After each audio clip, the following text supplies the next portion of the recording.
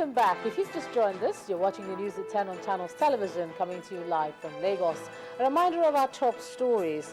Terrorists desecrate traditional institution, attack 3 monarchs, kill Emir of Goza. Nigerian student murdered in South Africa.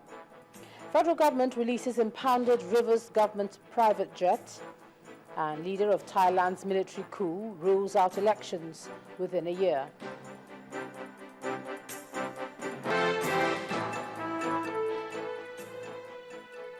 Well, a quick reminder to you that all our top stories are on our website, ChannelsTV.com, and on YouTube.com/channelsweb.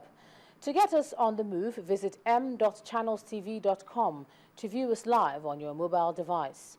You can also download the Channels TV app for Android, iOS and Windows phones from their respective stores. And of course, you can interact with the Channels Eyewitness feature on our Android and Windows 8 platforms.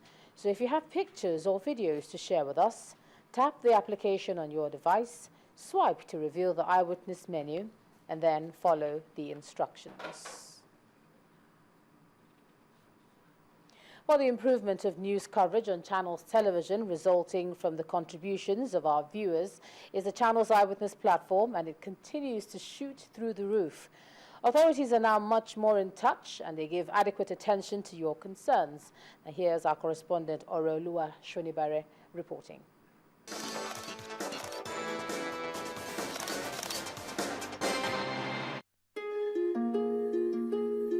We begin with this sad picture sent in by Akiemi Ademola of a baby discovered in a canal in the K2 area of Lagos State, leaving one wondering about human empathy because this child could not have asked for this.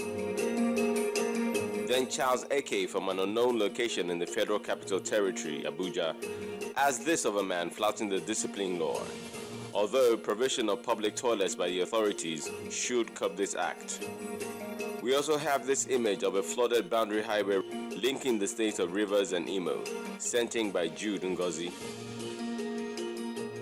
An epidemic looms in Lagos State, where 2 pictures of a flooded housing estate in Festac, sent in by Ugo, and this from Suleiman Abiodun of a drainage system of the Agege Abattoir. Our focus picture for the week is of a collapsed bridge in Enwe, Delta State, sent in by Adode Anos.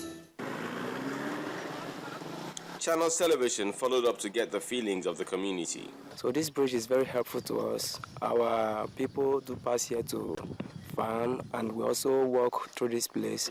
Now the bridge is down, so we want the government to come and repair it for us so that we can make a successful movement. No, you saw how I drove past it just now. I was driving with fear. One driving on this road constantly, I don't think he's safe. Well, government shared their grief and their sympathy because that bridge is very strategic. That bridge is the only window between the Isoko Nation to the East-West Road, and we made that presentation to government, and government accepted and asked us to go back and do all the necessary engineering designs and tests and come back with a proposal. The concerns of our viewers is top priority at Channels Television, and it is our duty to ensure the images you send to the Eyewitness platform moves one step closer to being solved. Orolua Shonibare, Channels Television News.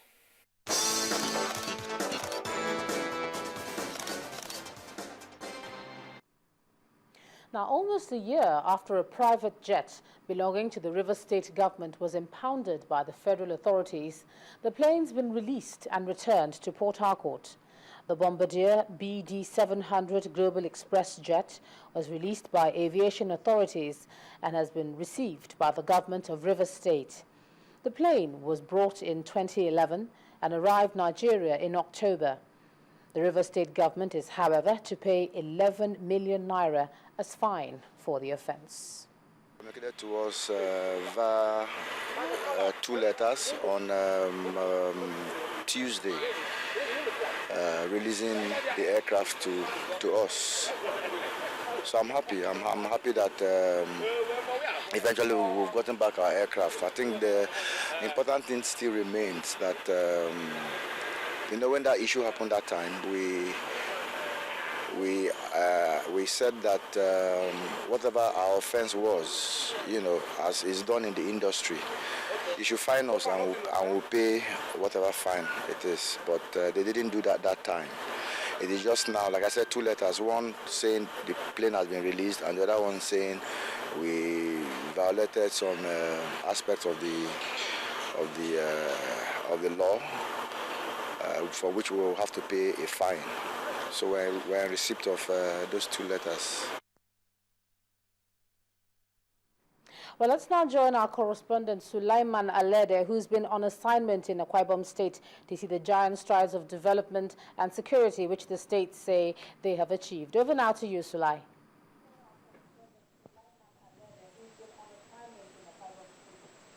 Well, a whole lot, many thanks, Ijoma. A whole lot has been happening. The crew, we went around. This morning was a high point where we spoke with His Excellency, the Governor of Akwa Ibom State, and we spoke on a wide range of issues. And top on our list was the controversial pension, should I say, scheme or law for governors and deputy governors, which he clarified, saying, well, it's totally incorrect to say, well, there is something for you to take home when you're out of office, as much as 100 million. But we also went around and we saw the developments in the health sector, with a hospital of 275 beds with over 300 private wards, and a magnificent building, which is the stadium, coupled with so many other issues. But I'm now being joined by His Excellency, the Governor of Akwa Ibom State, who is also the chairman of the People's Democratic Party. Thanks for joining us on the news at 10. Quite a whole lot we have seen, and well, we'll start from our 15 years of unbroken democracy in the country. Perhaps as the Governor of Akwa Ibom State and the chairman of the PDP Governors Forum, how would you rate us in the area of good governance? Well, thank you for having me, and once again, welcome to Akwa Ibom State, the land of our common transformation. I would think that 15 years of uninterrupted democracy, that Nigeria has come a long way. If you look at the telecom sector, before the emergence of the PDP administration at the national level, we never had up to 1 million telephone lines in Nigeria. But today, Nigerians are basking in the euphoria of being able to talk to one another, and we are having almost 100 million telephone subscribers right now in this country, and I think that's progress. Of course, in the area of agriculture, a lot is happening. We are not begging. Nigerians are able to feed themselves, even though the food may be costly. But what it means is that all hands must be on deck to produce more food for the population. And of course, in terms of freedom of speech and expression, you can see governors are being abused every day, presidents are being abused, and of course, there's a lot of blackmail in the system. People are happy to express themselves, and you see all sorts of protests going on, and no arrest. I can give you an example, like in my state, we have 91 newspapers that are set up to blackmail politicians, and the governor is top on the list. And the other day, they gave me an award and said the best governor since 1960. And I asked them why, but you blackmail me every day, and you write all sorts of things on your papers. They said, sir, those things are just means of employment for us. So even using politicians is also a means of employment. What about in the area, what about in the area of peer review mechanism, looking at other states to see what they're doing that you are not doing, or what others can learn or get from you? No, in terms of peer review, I can tell you that if you look at the 36 states of the Federation, the states that are actually doing well are actually the PDP states. That is the simple truth. Outside PDP, then we have some flicker of hope in Lagos, where I believe my brother, the governor of Lagos, is doing well. You call it flicker of hope? Yes, in terms of his performance, the Lagos State governor, he has done well. But the states that have excelled in terms of performance are all PDP states. And just this evening, I heard one of the new APC governors, the governor of Rivers State, challenging PDP to a discussion or a debate on good governance. And I started laughing.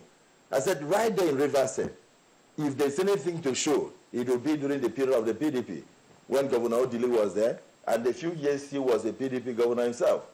Since he became an APC governor, he's been from one crisis to the other.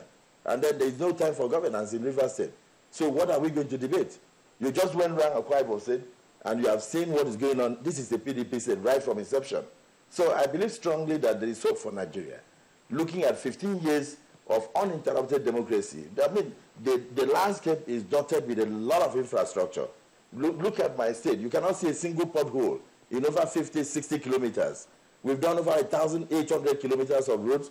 We have built 5 brand new hospitals under my administration. We have declared free and compulsory education for all Nigerian children. We have triple school enrollment. We have done over 6,000 projects in all the local governments in the state. What about in the area of security? In the area of security, well, that is for you to judge, because you can see that Nigeria has challenges. We are looking for the global community to come and assist us. One of the countries that will help us is America. America, of course, had its own 9/11. And just recently, China also announced that they were going to help us. And just as we were about to come, there was an explosion in China. So for me, when it comes to the issue of security, I think it's a global problem. And it needs a global solution. All hands must be on deck. Everybody must be his brother's keeper. There's no way we can gloat over insecurity in any state, because it can happen to you tomorrow. And it could be your brother visiting that state. So for me, all Nigerians must de-emphasize politicization of security. We must take it as part and parcel of development. Security must be a priority for all Nigerians, because without a secured environment, there is no way we can have progress, and there is no way we can sustain what we have achieved under the 15 years of democratic dispensation. Very quickly, in your state, some couple of persons have actually written petitions that points to the state, accusing it of so many other issues concerning security. How have you been able to handle all of that in the line? Well, you know, it's normal. Whenever elections are coming, people will have what I may call election fever. People who feel they cannot win election, they have to start blackmail, they have to start slander, they have to go start libel and all sorts of things. Those things are being handled by security agencies. But the ones that pertain to me, I contacted my lawyers, and I said they should be on the lookout. Anybody that attempts to defame my character, we will take the person to court. At least the judiciary system is alive to its responsibilities. The reality is that where you cannot fault a governor on performance, you try to fault him on other areas. And then it's only in Nigeria that if somebody is murdered, like it happened in South Africa, where a young Nigerian girl was killed, they will say it is the governor, it is the government that is behind it. So that's a different thing. And lastly, before we go, because we're really out of time, are you ready to take the challenge extended by... It's not me alone. All the PDP governors are ready. Starting from Katsina, through Gombe State, all the way right down to Akwa Ibom State. And let me tell you, why I'm even worried about that challenge is the fact that the person challenging us had been my colleague for almost 6 years as a PDP governor. If you've been a PDP governor for 6 years, and you're an APC governor for only 1 year, you want to challenge PDP governors on development. Are you not challenging yourself? Well, because if you look at the number of years you have been a PDP governor, so how can you talk? You want to say that APC governors are doing well because they are progressive. Progressives in name, not in reality, not in infrastructure. We are talking about basic amenities for the people, and we are talking about massive infrastructural development, and I don't want to boast. Starting from the airport, is a brand new airport done by my administration, right into the town. Even the luxury hotel you are staying in is part of what we have been able to put together. The free education, we have stopped the house girl syndrome in Akwa Ibom. Massive infrastructure in roads and all that. So I'm sorry to mention this. You know, I almost got a bit disturbed when I see people trying to play to the gallery. We're really out of time now because we have to go back. It's unfortunate, but you know, when people try to play to the gallery, we politicize everything. 2015 is coming. Nigerians must be careful, so they don't try to blindfold the public. The public know those who are working, and the PDP governments are working, and PDP is alive to its responsibilities. We really can't even wait to see that particular debate. We'd like to thank you so very much for finding time to join us on the news attack. There's no comparison. There's no comparison. Ijoma, back to you in Lagos. I can understand there will never be enough time to talk about politics, Sulaiman, but thank you so very much, Sulaiman Alede, there speaking with the Akwa Ibom State Governor Godswill Akpabio on a range of issues in the state. Of course, he talked about a lot of development in health, agriculture, infrastructure, and security. But briefly now, let's just take you to that political challenge that the governor was talking about there to see how it all started, where Governor Chibuike Amechi of Rivers State in South Nigeria has challenged the PDP governors to a debate ahead of the 2015 general elections in the country. Governor Amechi, who was speaking at the International Conference for Good Governance in Port Harcourt, Rivers State, claims that the APC has delivered more of the dividends of democracy than their PDP counterparts. There are 16 APC governors and there are 18 PDP governors. In our APC states like Rivers and Lagos, see what we have done. We are saying to them, we don't play to the gallery. The problems of Nigeria is beyond road construction. Most governors construct roads so as you clap for them. We think that you need to address education if you must run away from poverty. And that is why, just as we address education here, Lagos State is addressing education. Even ordinary Igbo, even our neighboring Igbo state that does not have the kind of money that we have. We also think that you need to address agriculture as a way to mitigate poverty. Let PDP come forward and say, we are doing the same, let us see. We are open to a debate. So what we are saying here is that the difference between PDP and APC is that we are progressive. Rivers State Governor Chibuike Amechi. Now, when the news at 10 returns, UN calls for more positions for women in politics. Please join us again.